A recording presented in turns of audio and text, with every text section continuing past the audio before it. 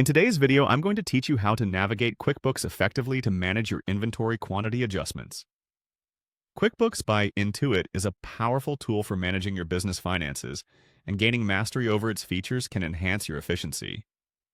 So, let's dive right in. First, you need to access QuickBooks. Open your browser and head over to the QuickBooks homepage. Once you're there, make sure you're logged in. If you're not, you'll want to input your login credentials to get started.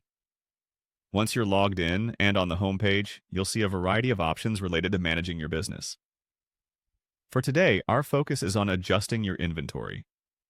Now that you're logged into QuickBooks, the next step is to type in the inventory quantity you want to adjust. This step requires you to have a little preparation beforehand, so ensure you have the correct quantities ready. Precision is key here, as even minor errors at this stage can lead to discrepancies later on. Once you've accurately typed in the inventory quantity, the next action is to click on the inventory quantity itself. This action sets the stage for further adjustments and ensures that QuickBooks is acknowledging the changes you intend to make.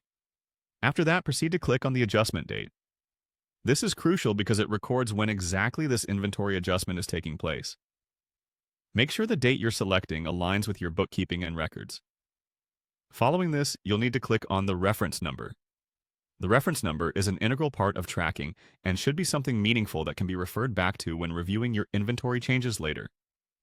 This will help both you and your accountant keep records clear and organized.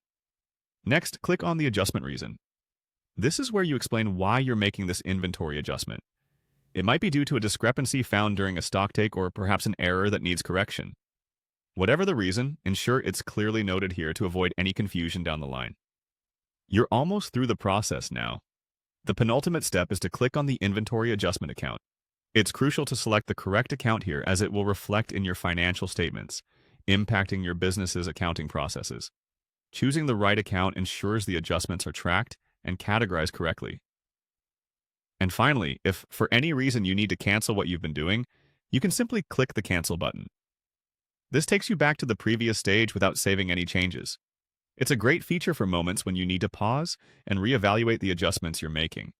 By following these steps, you can manage your inventory adjustments in QuickBooks effectively, ensuring your financial records remain accurate and up to date.